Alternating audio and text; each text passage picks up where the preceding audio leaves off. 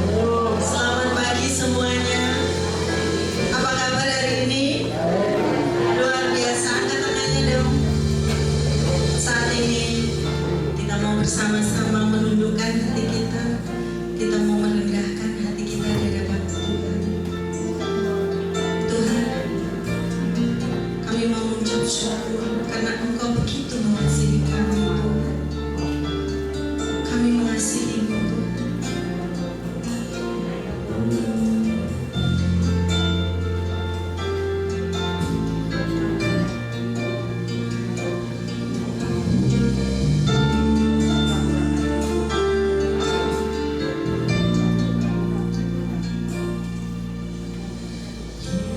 Yesus, ku cinta Kau, ku tinggikan,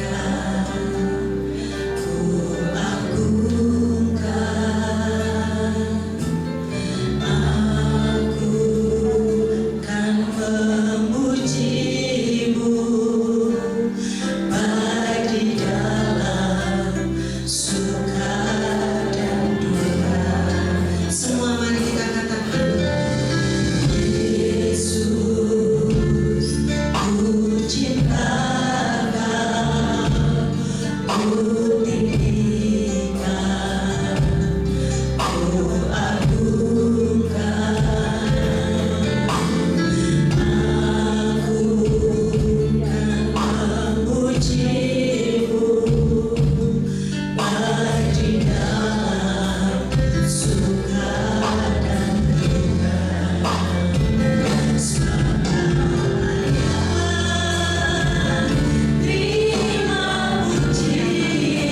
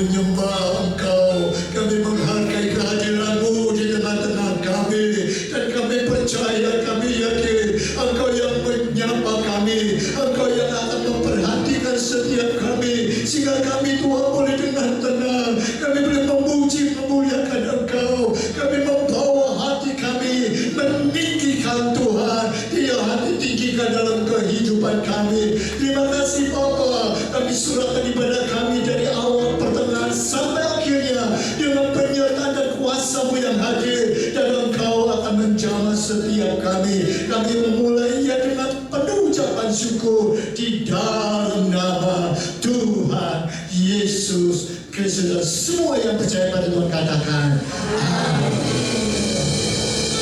Ya. Masih berdiri Bapak Ibu.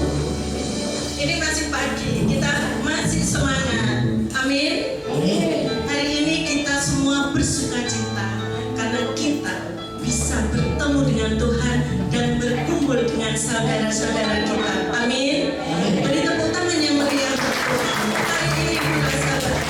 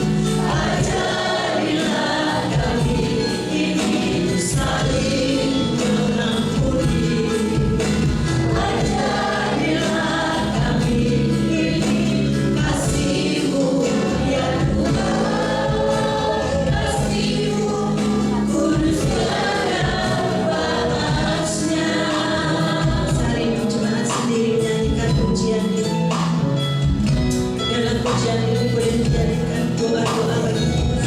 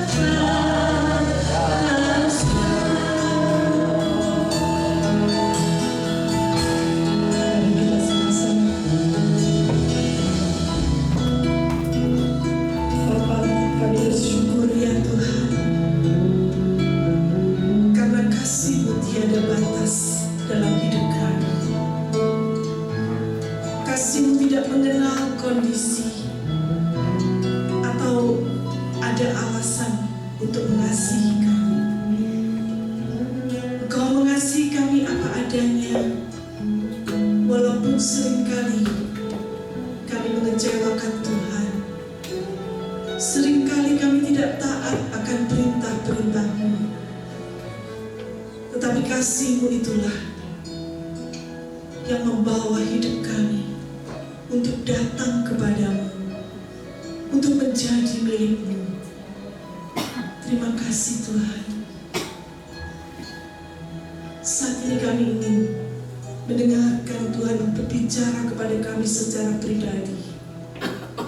Kau pakai hamba-Mu ini untuk menjadi alat, menjadi penyalur berkat Tuhan, isi hati Tuhan bagi jemaat-Mu. Engkau memberkati hamba-Mu yang sudah memimpin dalam puji-pujian. Kau pakai hidupnya untuk kemuliaan nama Tuhan. Dan biarlah segala pujian yang sudah kami naikkan ke hadirat-Mu boleh menyukakan hati Bapa di surga. Terima kasih Tuhan, kami siap membuka hati kami dan mempersilahkan Roh Kudus bekerja dalam hidup kami melalui firman Tuhan yang akan disampaikan. Pakai dan urapi hamba-Mu ini untuk menjadi alat di tangan Tuhan. Di dalam nama Tuhan Yesus Kristus kami panjatkan doa kami. Dan setiap orang percaya katakan amin. Silakan duduk saudara.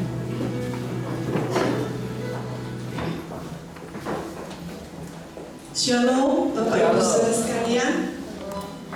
Lagu-lagu yang sudah kita naikkan bersama, semua temanya adalah kasih.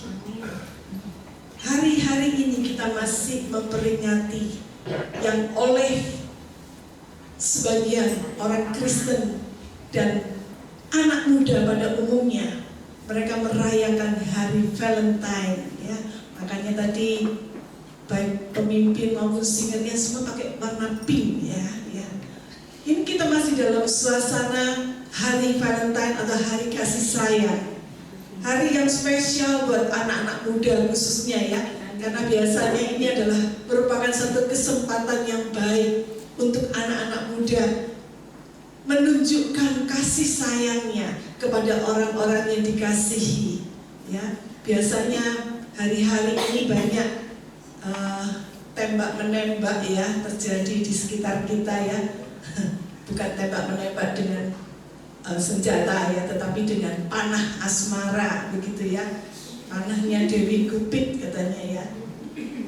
Untuk orang-orang atau gadis yang diincar atau pemuda yang diidam-idamkannya. Ya, biasanya mereka memberikan coklat atau bunga, ya, kepada orang yang dikasihi. Nah, saudara, siapa yang hatinya tidak senang? Siapa yang tidak berbunga-bunga hatinya ketika diberi bunga atau coklat?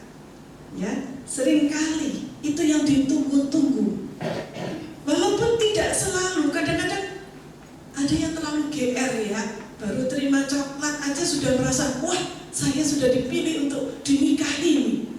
Padahal belum apa-apa, baru dikasih coklat, ya. Nah, saudara, ada banyak tawaran yang dunia tawarkan yang sangat menggiurkan dan seolah-olah itu adalah sesuatu yang indah, yang manis, yang harus kita raih. Tapi kalau kita tidak hati-hati, awas, ujungnya adalah kebinasaan. Saudara, dikasihi atau disayang itu adalah suatu privilege, adalah suatu kebahagiaan tersendiri. Apalagi kalau disayang oleh Tuhan, wah, itu sudah gak ada bandingannya, saudara. Kalau disayang oleh manusia, itu ada batasnya. Mungkin hari ini dia sayang sama kita, besok lusa belum tentu. Kalau kita berbuat kesalahan atau yang tidak menyenangkan buat dia, mungkin dia akan membenci kita. Itulah manusia, kasihnya sangat terbatas. Tetapi beda dengan kasih Tuhan. Tuhan mengasihi kita bukan karena kita ini kaya, bukan karena kita ini cantik atau ganteng, bukan karena kita ini punya banyak duit, tetapi Tuhan mengasihi kita apa adanya.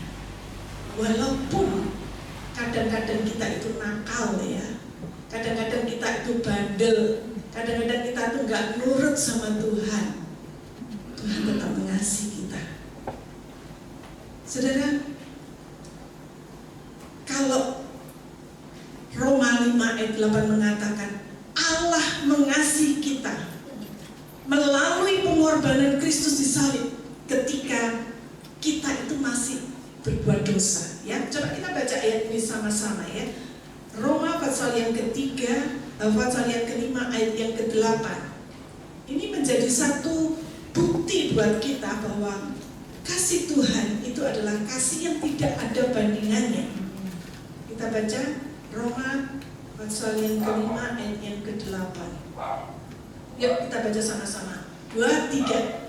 Akan tetapi Allah menunjukkan kasih-Nya kepada kita oleh karena Kristus telah mati untuk kita ketika kita masih berdosa. Saudara, ini adalah kasih yang gak biasa atau yang luar biasa. Biasanya orang itu mengasihi kita karena ada apanya kita, ada apa-apanya, ada buntutnya, ada motivasi tertentu. Tetapi kalau Tuhan mengasihi kita tuh, walaupun dikatakan kita masih berdosa, kita masih kotor, kita masih bau di hadapan Tuhan, Tuhan mati untuk kita. Tuhan mengorbankan nyawanya sebagai bukti kasih untuk menebus kita. Ini luar biasa. Ini enggak umum. Bahkan dikatakan dia tidak sekedar mengasihi kita, tetapi dia juga mengadopsi kita, mengangkat kita dari orang yang seharusnya kita ini adalah dihukum karena dosa-dosa kita harusnya mati. Tapi Tuhan selamatkan dan Tuhan angkat menjadi anak-anak-Nya. Ini luar biasa, saudara. Bukan dihukum, tapi malah diangkat jadi anak. Saudara, kalau saudara baca dalam Galatia 4 ayat 4 sampai dengan ayat yang ke-6, di situ dikatakan, tetapi setelah genap waktunya, maka Allah mengutus anaknya yang lahir dari seorang perempuan dan takluk kepada hukum Taurat. Ia diutus untuk menebus mereka yang takluk kepada hukum Taurat, supaya kita diterima menjadi anak. Dan karena kamu adalah anak, maka Allah telah menyuruh roh anaknya ke dalam hati kita yang berseru, Ya Aba, Ya Bapa. Nah saudara, orang yang sudah ditebus oleh Tuhan, oleh pengorbanan darahnya, orang ini yang menerima penebusan ini, dia diangkat menjadi anak Allah. Dan dia berhak menyebut Allah itu sebagai Bapa. Roh Kudus yang ada di dalam hati orang tersebut, dia yang berseru, Ya Aba, Ya Bapa. Dunia di sini, orang yang dikatakan orang dunia, mereka nggak ngerti mengapa sih orang Kristen itu kok aneh, kok berbeda dengan orang-orang kebanyakan. Hari Jumat yang lalu dalam ibadah Dopafis, saya sudah menjelaskan apa sih bedanya anak Tuhan dengan orang dunia. Nah, dunia di sini itu adalah yang dimaksud adalah sistem atau nilai-nilai yang dianut oleh orang-orang yang tidak percaya kepada Tuhan atau yang orang-orang yang berdosa. Nah, jadi seringkali kita itu masih terpatok pada apa kata dunia. Kita masih berusaha menyesuaikan diri dengan nilai-nilai dunia. Kalau orang ngomong itu bagus, kita mengatakan iya bagus. Tapi kalau orang katakan itu jelek, kita katakan iya itu jelek. Nah, seringkali kita tidak sadar bahwa nilai-nilai duniawi itu masuk di dalam kehidupan kita sebagai anak Tuhan, sehingga kita tidak bisa membedakan lagi mana yang benar, mana yang salah. Standar kita nggak jelas. Nah, saudara, pertanyaannya, bagaimana kita bisa menjadi orang yang dikasihi Tuhan kalau kita tidak memposisikan diri kita sebagai orang yang layak untuk dikasihi Tuhan? Gimana sih caranya dikasihi Tuhan? Apakah kita harus jadi orang kudus dulu? Apakah kita harus tinggal di kota kudus supaya jadi orang kudus? Ya bukan itu, saudara ya. Apakah kita tidak boleh berbuat dosa dulu supaya kita dikasihi Tuhan? Nah saudara, hari-hari ini ya, ketika gonjang-ganjing soal pemilu atau bahkan sebelum pemilu, kita dibuat kebingungan untuk menentukan siapa calon presiden yang akan kita pilih dari 3 pasangan. Mana yang track recordnya itu paling bersih, yang bisa kita pilih menjadi presiden? Kalau saudara mengatakan dari 3 itu mana yang saudara pilih? Ada yang Prabowo, ada yang Ganjar, ada yang Anies. Nah saudara, di antara ketiganya nggak ada yang punya track record yang bersih. Roma 3 ayat 23 mengatakan, karena semua orang telah berbuat dosa. Semua orang, ya, nggak ada satupun yang kelewat dan telah kehilangan kemuliaan Allah. Dosa membuat orang kehilangan kemuliaan Allah. Nah, itu sebabnya kalau kita mau cari pemimpin yang benar-benar bersih, itu nggak ada di dunia kita. Di dunia realitas ini nggak ada, yang ada di dunia antah berantah, dunia khayalan yaitu. Saudara, mungkin saudara mengatakan dulu, ya, tapi kan itu track recordnya lebih kelam daripada yang satunya. Saya tanya, emang ada dosa besar, dosa kecil, atau dosa sedang, dosa cukupan ada? Di hadapan Tuhan, semua dosa sama buruknya, sama jahatnya. Bahkan kebaikan kita pun di hadapan Tuhan itu seperti apa? Coba kita baca Yesaya 64 ayat 6a. Yesaya 64 ayat 6a mengatakan, demikianlah kami sekalian itu seperti seorang najis, dan segala kesalehan kami, segala perbuatan kami yang baik itu dikatakan seperti apa? Kain kotor. Apa sih kain kotor itu? Pel-pelan itu loh saudara, yang buat bersih-bersihkan itu, yang kotor. Perbuatan baik, kesalahan kita tuh seperti kain kotor di hadapan Tuhan. Nah itu sebabnya saudara, kita nggak bisa membanggakan perbuatan baik kita dan mengatakan, pilihlah saya karena saya yang paling baik, track record saya yang paling jempol. Nggak ada saudara. Saudara mau cari kesalahan? Ada, banyak mungkin. Saudara mau cari orang yang sempurna? Nggak ada di dunia ini. Nah itu sebabnya Allah memilih kita bukan karena perbuatan baik kita, bukan karena kita ini sempurna, tetapi Allah memilih kita, saudara dan saya, karena Dia mengasihi kita apa adanya. Dia memilih kita hanya karena kasih karunia saja, karena kebaikan hatinya saja. Kita ini gak punya kelebihan apa-apa di hadapan Tuhan. Tuhan memilih kita bukan karena rupa kita cakep, bukan karena kita itu punya kebaikan-kebaikan yang banyak. Enggak saudara.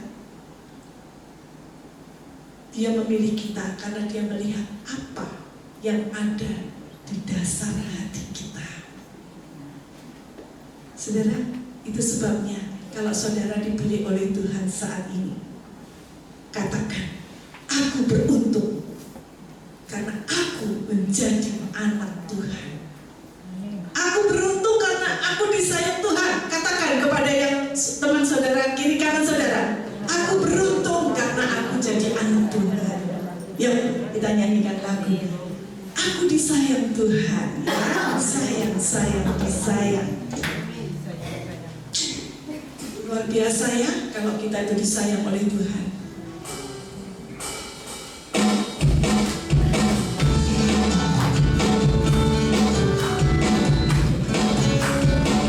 Hayati lagu ini menjadi bagian dalam hidup kita. Sayang,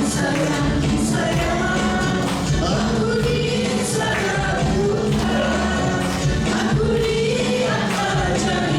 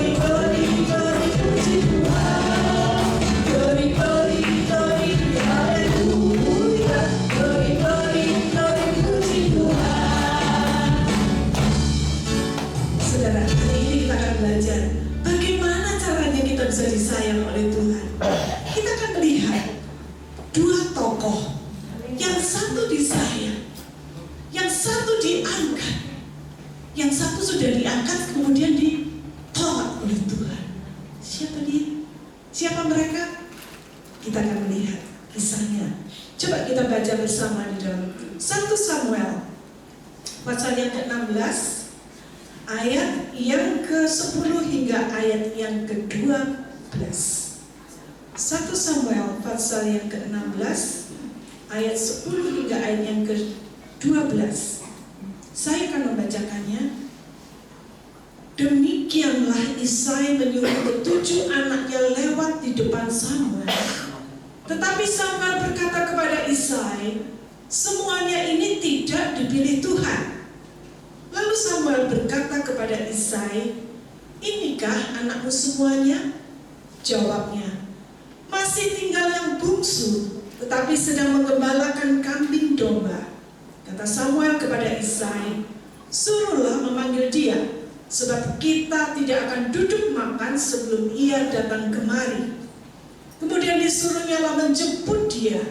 Ia kemerah-merahan, matanya indah dan parasnya elok. Lalu Tuhan berfirman, bangkitlah, urapilah dia, sebab inilah dia, orang yang aku pilih menjadi Raja Israel, menggantikan Saul. Siapa dia? Siapa dia? Daud, saudara. Nah, kita akan belajar dari tokoh Daud dan Saul ini. Waktu Nabi Samuel diutus oleh Tuhan ke rumah Isai, ya, Bapak Isai ini mempunyai banyak anak, ya, 8 anaknya cowok semua, ya. Mungkin ada yang cewek tapi nggak disebutkan di sini, ya. Maka Samuel mengatakan, Bapak Isai, suruh anak-anakmu keluar, anak laki-laki keluar, karena Tuhan menyuruh aku memilih salah satu dari anak-anakmu itu untuk menjadi raja, menggantikan raja yang ada sekarang, yaitu Raja Saul. Raja Saul telah berbuat banyak kesalahan dan kemudian dia ditolak oleh Tuhan. Dia akan digantikan oleh seorang raja yang baru, yaitu dari keturunan Isai. Maka keluarlah anak-anak Isai satu persatu, mulai dari yang besar, yang nomor 1, kemudian nomor 2, mereka keluar satu persatu bergaya bagaikan model begitu, ya, di depan Nabi Samuel. Dan setiap kali ada satu anak yang keluar, Samuel berkata, mungkin ini loh yang dipilih oleh Tuhan. Perawakannya, wah, cakep, tinggi besar, cocok buat raja, menjadi raja. Saul juga perawakannya tinggi besar dan tampan. Pasti ini yang cocok untuk menggantikan Saul. Tetapi ketika satu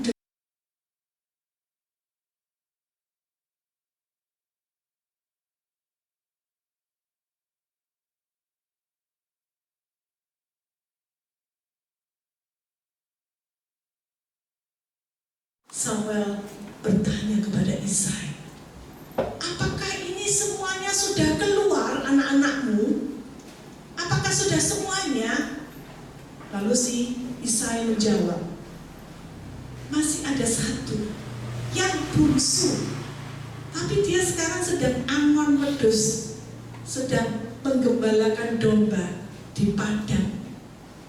Kalau gitu panggil dia, suruh orang panggil dia.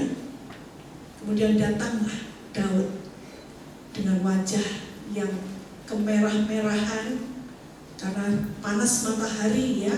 Dia menggembalakan domba di sana dan dikatakan wajahnya itu tampan, ya. Dan saat Nabi Samuel melihat Daud, Roh Tuhan mengatakan, inilah dia, orang yang aku pilih. Lantiklah dia untuk menjadi raja. Nah, pertanyaannya, mengapa Allah memilih Daud? Mengapa bukan yang lain? Dan mengapa Tuhan menolak Saul? Siapa Daud? Kalau saudara baca kisahnya ya, apakah Allah itu terkesan pada wajahnya Daud yang tampan itu sehingga dia memilih Daud untuk menjadi raja? Bukan. Kakak-kakaknya lebih, potongannya mungkin lebih cocok untuk jadi raja. Tetapi Tuhan melihat apa yang tidak dilihat oleh mata manusia. Tuhan melihat ada sesuatu yang berbeda dengan Daud di dalam hati Daud daripada yang lain.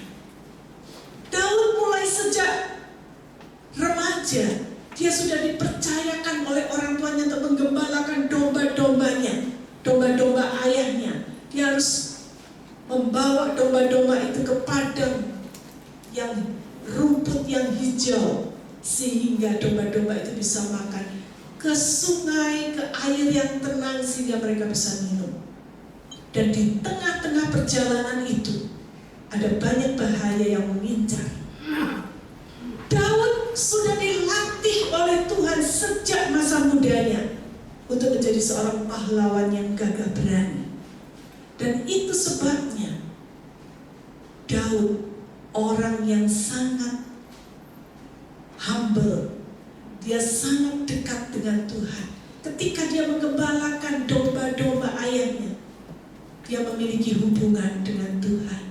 Dia menulis mazmur, dia memainkan kecapi, dia memuji Tuhan. Dan hubungan Daud dengan Tuhan begitu dekat. Itu sebabnya mengapa Allah memilih Daud, karena dia tahu kualitas hatinya Daud. Bahkan setelah Daud dilantik menjadi raja, menggantikan Saul, apakah hidupnya mulus? Apakah dia tidak pernah berbuat dosa? Oh, enggak, saudara. Ternyata setelah dia menjadi raja, dia membuat dosa yang sangat serius, yaitu dia berzina dengan istri dari panglima perangnya sendiri, Uria. Dia berzina dengan Batseba ketika suaminya sedang berada di medan perang. Disitulah Daud mengambil kesempatan untuk berzina dengan Batseba sampai melahirkan seorang anak. Namun di tengah-tengah kekurangan Daud ini, apa yang dilakukan oleh Daud setelah dia sadar, setelah dia ditegur oleh Nabi Nathan, ya, karena dia telah melakukan hal ini. Dia mengatakan Daud bertobat. Dia menangis ketika anak ini kemudian dipanggil oleh Tuhan. Anak ini meninggal dunia. Daud berduka cita beberapa waktu lamanya. Namun setelah itu Daud kembali kepada Tuhan. Dia masuk ke bait Allah. Dia menyembah Tuhan kembali.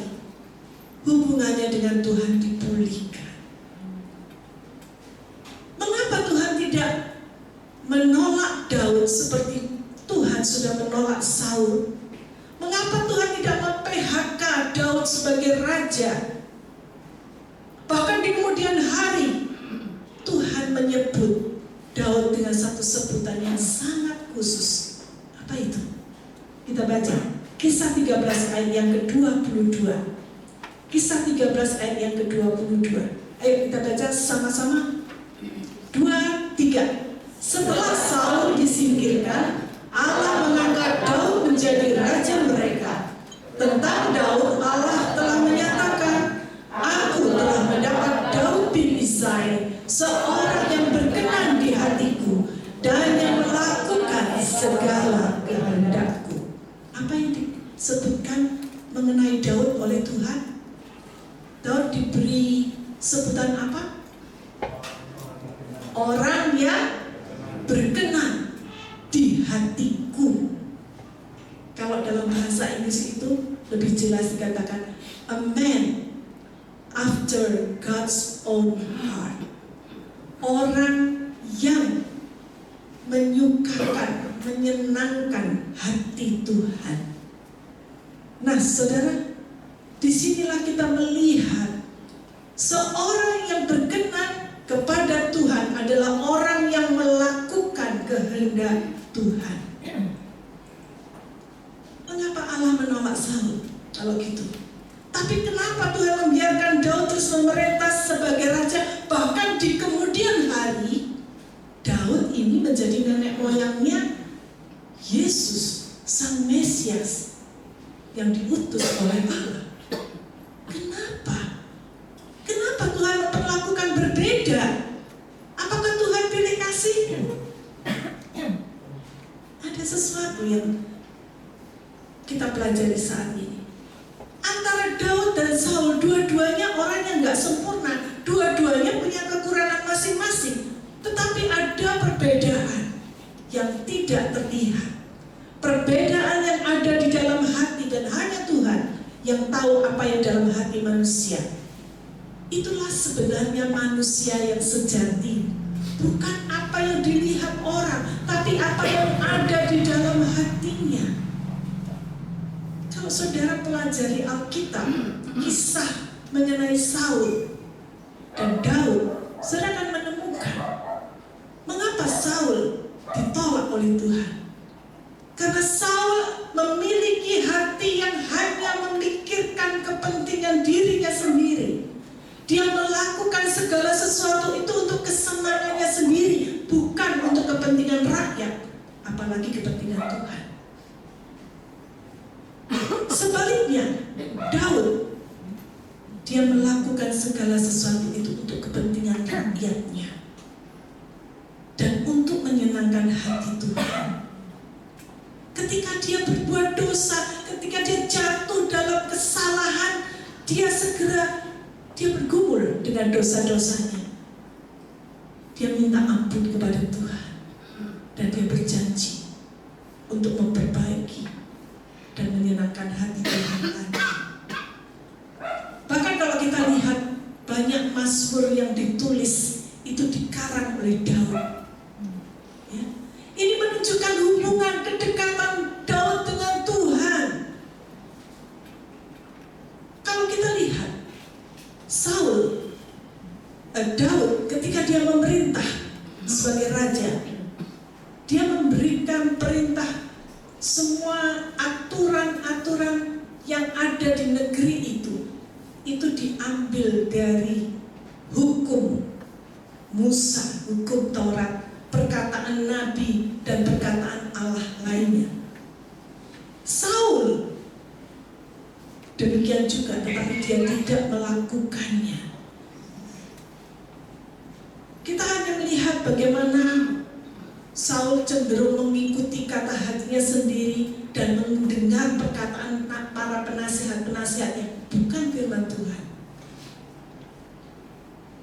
Contoh perbedaan yang lainnya yaitu bagaimana mereka memperlakukan musuhnya. Nah, saudara tahu berapa banyak waktu yang dihabiskan oleh Saul ketika dia ingin Daud itu lenyap,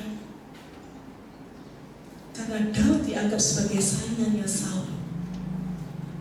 Saul begitu iri terhadap kemenangan-kemenangan yang didapatkan oleh Daud, dan dia ingin membunuh Daud. Dia kerahkan segenap tenaganya, waktunya, dan pasukannya untuk mengejar Daud.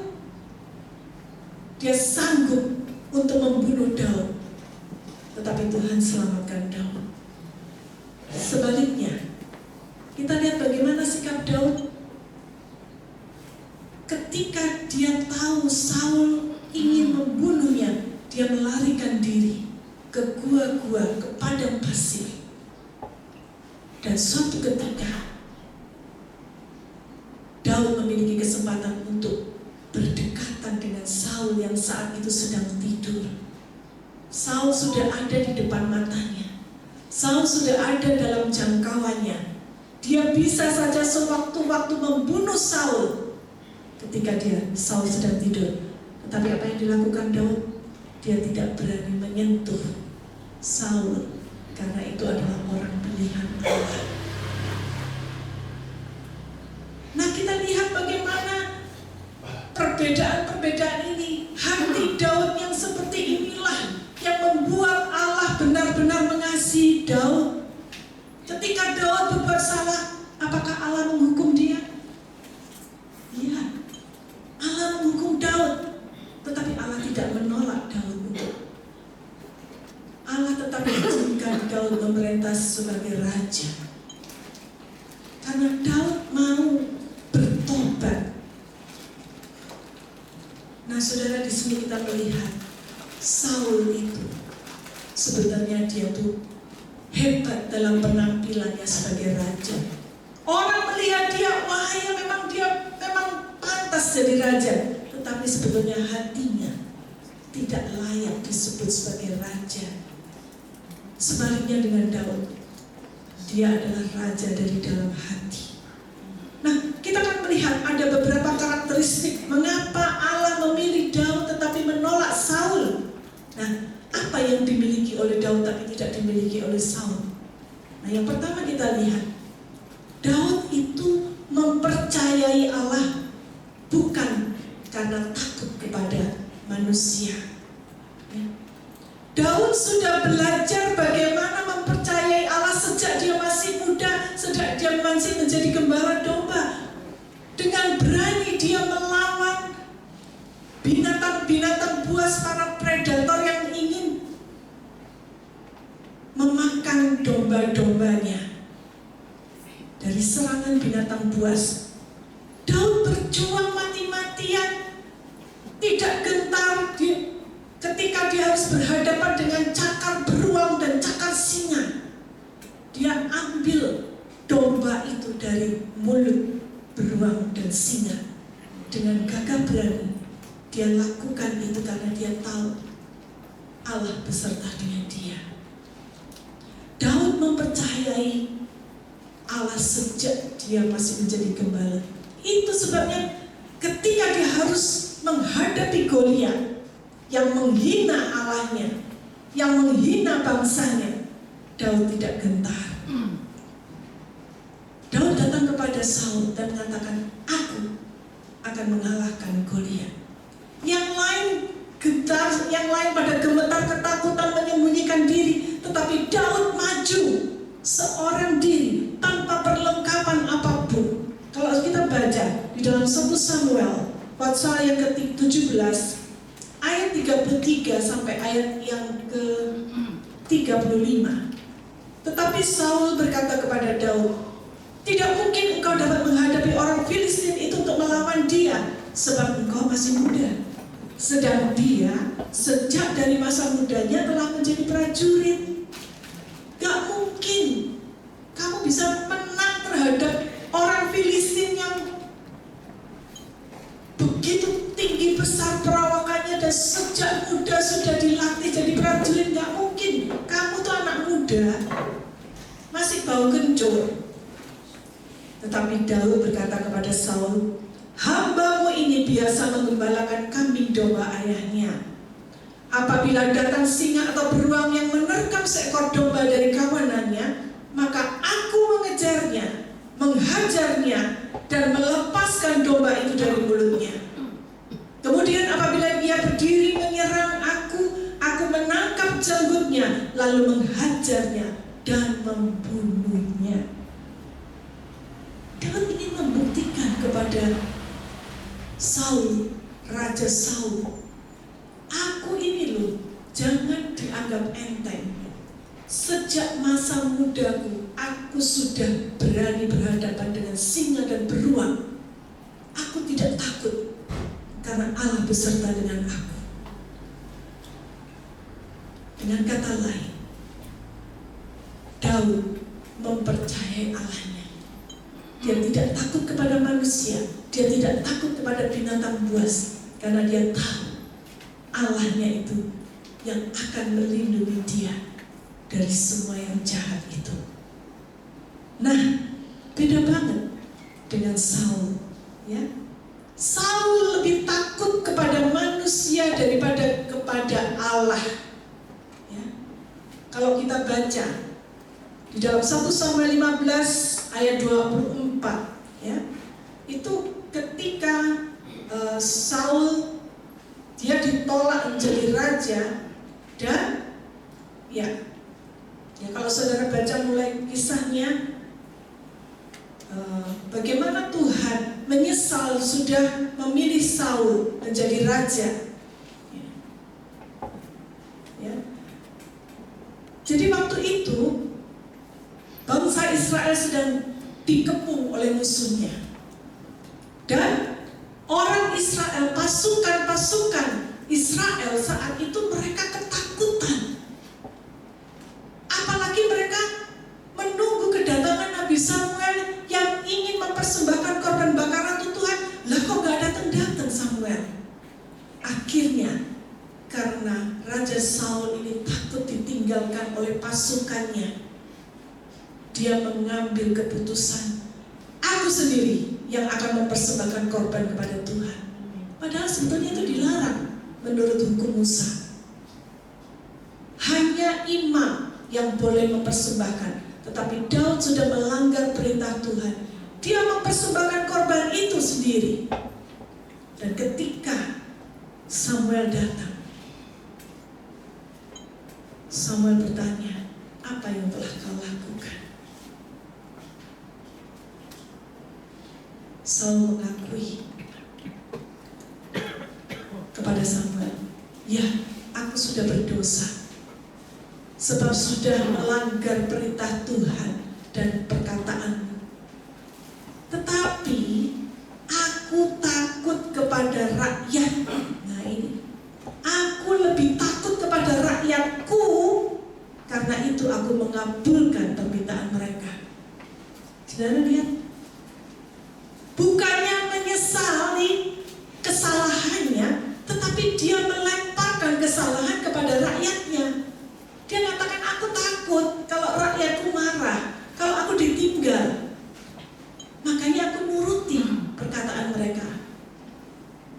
Saudara, inilah bedanya Saul dengan Daud. Daud, dia mengakui, ya, saya salah dan saya siap menerima hukuman. Tetapi Saul, dia melemparkan kesalahan. Walaupun dia sudah mengakui, aku sudah berdosa, tapi dia juga ingin menyertakan orang lain, yaitu rakyatnya, supaya sama-sama dihukum. Nah, bagaimana dengan kita? Kita ini mirip dengan siapa? Daud atau Saul? Ketika kita berhadapan dengan musuh, apakah kita akan bersembunyi ketakutan? Atau kita serahkan itu kepada Tuhan? Kita mempercayakan kepada Tuhan yang menjadi sumber kemenangan kita. Kalau kita tidak terbiasa mempercayai Tuhan dalam kehidupan sehari-hari, jangan mimpi ketika persoalan sebesar Goliat datang, kita bisa mempercayai Tuhan. Kalau kita tidak mulai sekarang belajar mempercayai Tuhan dalam hal-hal yang kecil, kita pun tidak akan bisa mempercayai Tuhan ketika kita harus menghadapi persoalan setinggi gunung, sebesar Goliat. Itu sebabnya karakter Daud mempercayai Tuhan dan tidak takut kepada manusia atau kepada yang lain harus kita tiru. Tuhanlah yang memberikan kemenangan. Tuhanlah yang menjadi sumber kekuatan kita. Yang kedua, kita melihat Daud itu memiliki kerendahan hati. Walaupun dia sudah menjadi raja, tetapi kita melihat Daud itu masih memiliki hati seorang hamba. Humble, rendah hati. Ini luar biasa. Seorang raja punya kekuasaan, tetapi dia rendah hati. Dari mana dia belajar? Dari padang gurun. Saat ketika dia menjadi gembala domba-domba. Bahkan ketika dia sudah berhasil mengalahkan Goliat dan dia berhak menikah dengan putrinya Raja Saul, Daud tetap rendah hati dan dia tetap melayani Saul di istana. Karena Daud tahu bahwa kemenangannya itu bukan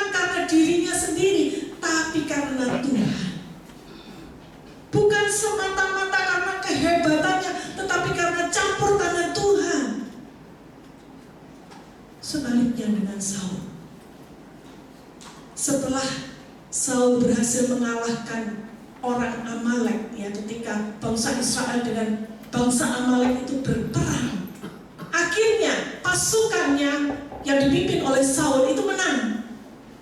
Dan Nabi mengatakan, jangan ambil apapun juga dari barang-barang jarahan mereka, barang-barang musuh. Musnahkan semua, dari kambing, ternak, semuanya, sampai rajanya, semua habiskan. Tapi apa yang dilakukan oleh Saul? Kalau saudara membaca kisahnya nanti, atau usah dibaca sekarang, dalam 1 Samuel 15 ayat 9-12, Saul mengambil Agag raja Amalek itu, dia sembunyikan, dan dia ambil barang-barang atau domba, lembu yang terbaik untuk dirinya sendiri. Dia tidak musnahkan seperti perkataan yang jelek-jelek, yang kurus, yang sakit-sakitan, semua dibabat habis. Tapi yang baik-baik diambil untuk dirinya sendiri, disimpan. Sehingga ketika Nabi Samuel datang, yang dombanya mengembe, lembunya menguing, ya semuanya berbunyi. Sampai tanya, itu suara apa? Oh, itu tuh suara itu loh, anak buahku tuh loh yang nakal. Dia tidak mau mengakui kesalahannya. Nah, kita lihat di sini bedanya sikap Saul dengan Daud. Nah, bagaimana dengan kita? Ketika kita ada di rumah, di kantor kita mungkin, atau di dalam pelayanan di gereja, ketika kita berhadapan dengan masalah, bagaimana kita bersikap? Apa motivasi kita yang sebenarnya ketika kita melakukan sesuatu pekerjaan? Apakah itu hanya untuk kepentingan diri kita sendiri, kesenangan pribadi kita, ataukah kita lakukan itu untuk Tuhan, untuk melayani Tuhan? Motivasi yang ada dalam hati kita itu hanya Tuhan yang tahu, dan kita yang tahu. Motivasi kita yang sebenarnya, yang utama adalah untuk melayani Tuhan, untuk menyenangkan hati Tuhan. Ketika Daud bekerja di istana Raja Saul, beberapa kali, 2 kali ya, dia dilempari dengan lembing, hendak dibunuh. Ya, pada saat dia mau menghibur Raja Saul dengan kecapi, dia sedang menyanyi, tiba-tiba Saul lemparkan tombak. Untung kena dinding, tidak kena Daud. Tetapi walaupun diperlakukan seperti itu, Daud tetap mengabdi kepada Saul. Karena Daud tahu dia ada di sini, di istana raja, karena Allah yang menyuruh, karena Allah yang menaruh dia. Demikian juga dengan kita. Tuhan menempatkan kita di sebuah lingkungan, situasi, kondisi. Itu karena Tuhan ingin memakai kita menjadi alat di tempat itu. Jangan remehkan panggilan Tuhan. Jangan memikirkan hanya untuk kesenangan pribadi kita. Kalau senang ya aku di sini, kalau nggak senang ya tak tinggal. Jangan. Karena Tuhan menempatkan kita dengan satu maksud, dengan satu misi. Tujuan kita adalah untuk kemuliaan Tuhan, untuk menyenangkan hati Tuhan. Mungkin kita diperhadapkan dengan orang-orang yang sulit dalam hidup kita. Mungkin itu bos kita, atau pimpinan kita, atau sesama rekan pelayanan, atau mungkin hamba Tuhan. Bagaimana respon kita? Kembali lagi, itu tergantung dari sikap hati kita, motivasi kita. Apakah kita melakukan semua itu untuk kepentingan diri kita sendiri, atau untuk Tuhan? Firman Tuhan mengatakan, segala sesuatu yang kamu lakukan, baik itu makan atau minum atau apapun juga, lakukan itu untuk menyenangkan hati Tuhan, untuk kemuliaan Tuhan. Berikutnya, yang keempat, mengapa Allah memilih Daud? Karena Daud tahu kapan dia harus berperang dan kapan dia harus menahan diri atau diam. Pengkhotbah mengatakan segala sesuatu itu ada waktunya, ada musimnya. Kalau musimnya musim durian, ya jangan cari yang lain, ya nikmati itu.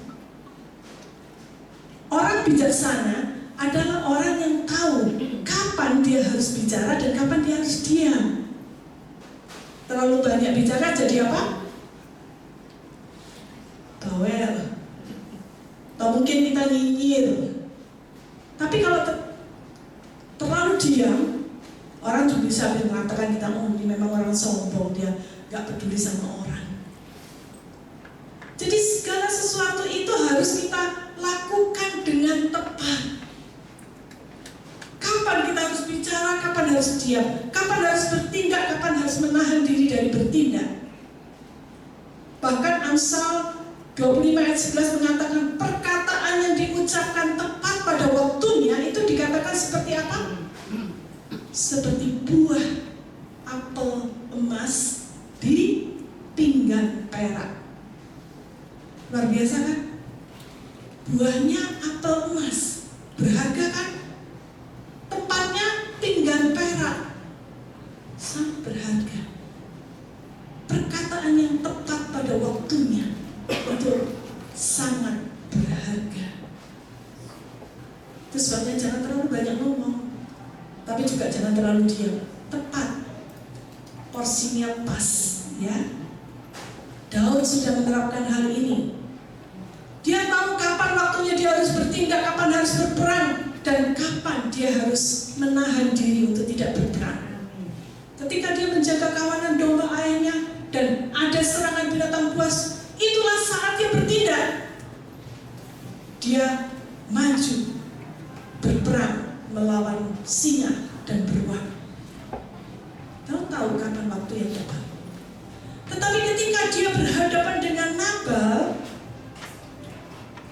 harusnya Nabal ini dia harus mati karena dia sudah menghina Daud.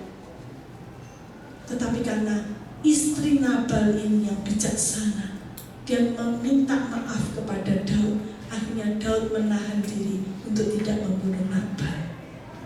Dia tahu kapan harus bertindak, kapan harus diam. Bahkan ketika Daud berhadapan muka, ya, waktu itu Saul yang tidur, dia bisa saja dengan satu tusukan menghabiskan nyawa Saul yang sedang tidur. Tetapi dia tidak lakukan itu. Dia tahu, saya tidak boleh menyentuh orang pilihan Allah.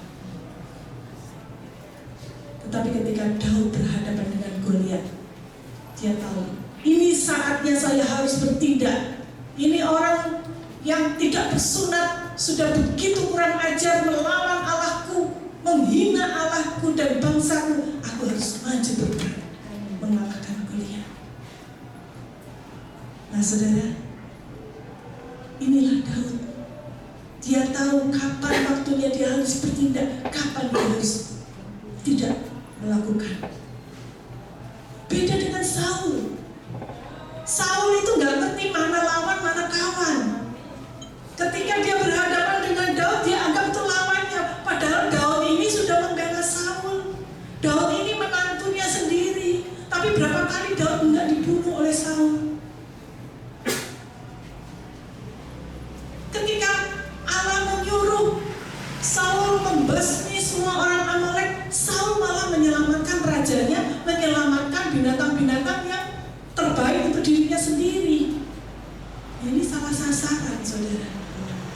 Semua yang dilakukan Saul ini salah sasaran, salah tempat, salah waktu. Nah, kenapa Daud dikatakan He is a man after God's own heart. Orang yang berkenan kepada Allah, orang yang disayang Tuhan. Karena Daud tahu kapan dia harus bertindak dan kapan dia harus menahan diri untuk tidak bertindak. Kapan dia harus diam. Saudara, kadang-kadang kita juga harus menahan diri untuk tidak membalas kejahatan orang yang dilakukan terhadap kita. Mungkin dia sudah mengkhianati kita,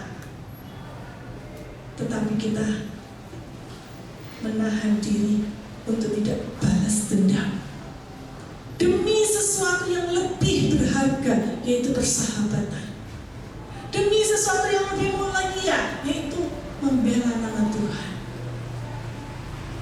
Kita lihat bagaimana akhir-akhir ini banyak orang yang gak puas dengan hasil dari pemilu. Mereka nyinyir, mereka mengatakan, oh banyak kecurangan, dari sejak semula itu sudah curang, makanya hasilnya sudah nggak bisa dipercaya lagi, harus dibuang.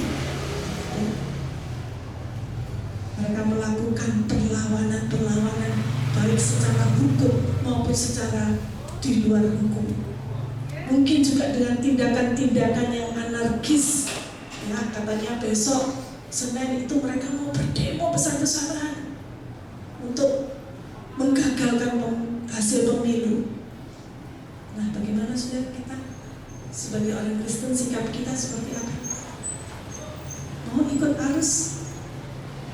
Mungkin saudara termasuk kelompok yang memilih calon presiden yang gagal. Saudara mengatakan, ya mesti itu dibasmi itu. Apakah kita ikut seperti mereka? Ikut dalam barisan sakit hati orang-orang yang kalah? No way. Kita adalah orang Kristen yang harus memiliki kualitas yang berbeda, bukan seperti Saul, tapi seperti Daud, memiliki karakter yang jelas. Daud adalah orang yang rendah hati. Dia tahu kapan harus bertindak, kapan harus diam. Daud adalah orang yang mengandalkan Tuhannya. Dan Daud mau bertobat, mengaku dosa, bukan malah nutupi dosanya. Apa yang bisa kita simpulkan hari ini? Daud menjadi orang kesayangan Tuhan karena dia lebih mempercayai Allah daripada takut kepada manusia.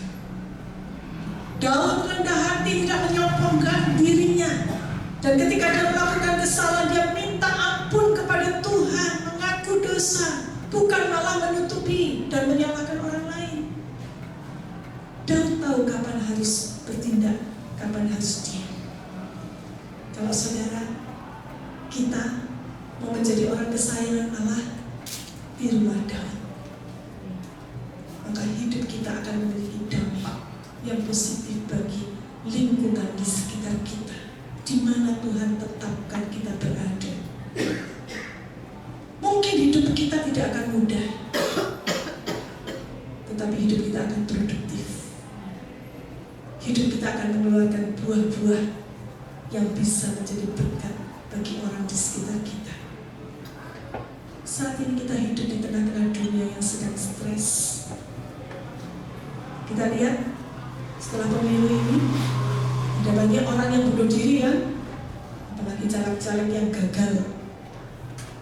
Ya, banyak orang yang sakit jiwa, banyak orang yang marah karena kekalahannya.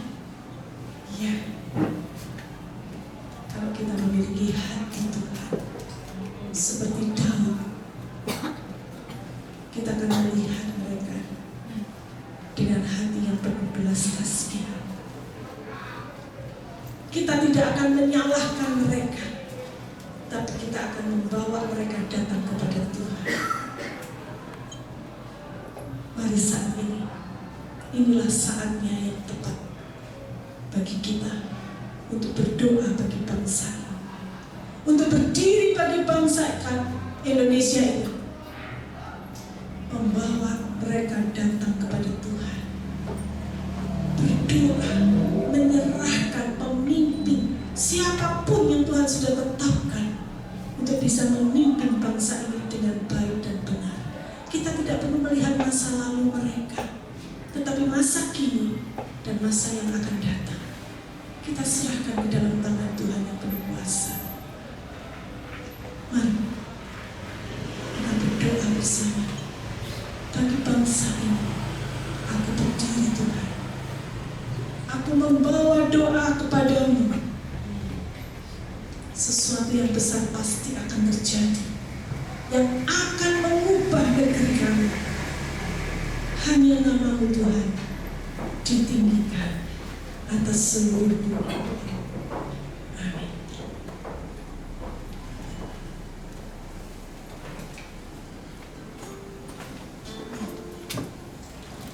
Mari saudara, kita datang kepada Tuhan. Kita doakan pemimpin negara kita, keamanan negara kita, dan agar orang-orang yang berniat tidak baik, yang ingin mengacaukan, Tuhan ubahkan, sehingga kita boleh melihat Indonesia penuh dengan damai sejahtera dan keagungan Tuhan ada di tengah-tengah bangsa kita. Bagi bangsa ini kami berdiri dan membawa doa kami kepadamu. Sesuatu yang besar pasti terjadi dan mengubahkan negeri kami. Hanya nama-Mu Tuhan ditinggikan atas seluruh bumi. Mari bersama kita bangkit berdiri. Nyanyikan lagu ini keluar dari hati sebagai permohonan. Bangsa ini kami berdiri dan membawa doa kami kepadamu. Sesuatu yang besar pasti terjadi dan mengubahkan negeri kami.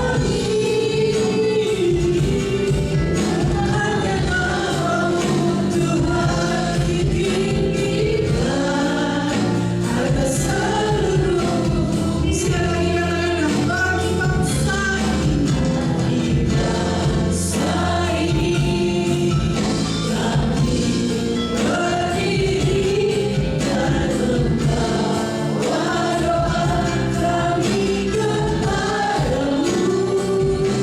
Sesuatu yang besar pasti terjadi dan mengubahkan negeri kami.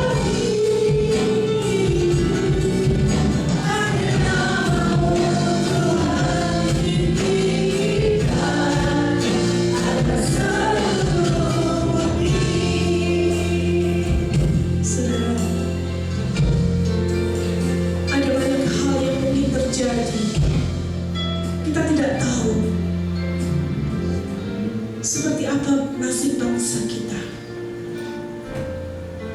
Tetapi satu hal yang kita tahu pasti, Tuhan punya kendali atas bangsa kita. Asalkan kita sebagai orang-orang percaya mau datang, berdiri, membela dalam doa-doa kita. Nyanyikan sekali lagi dengan penuh permohonan.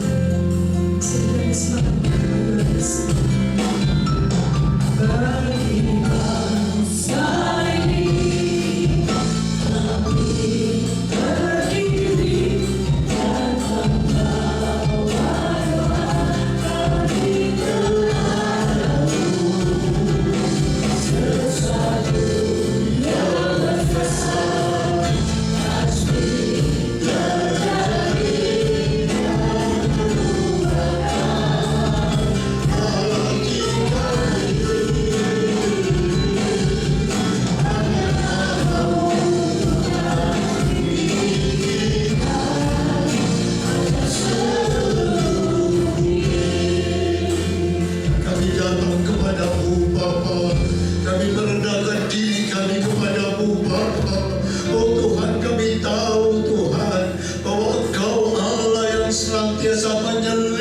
setiap batin kami. Engkau melihat setiap keadaan kami.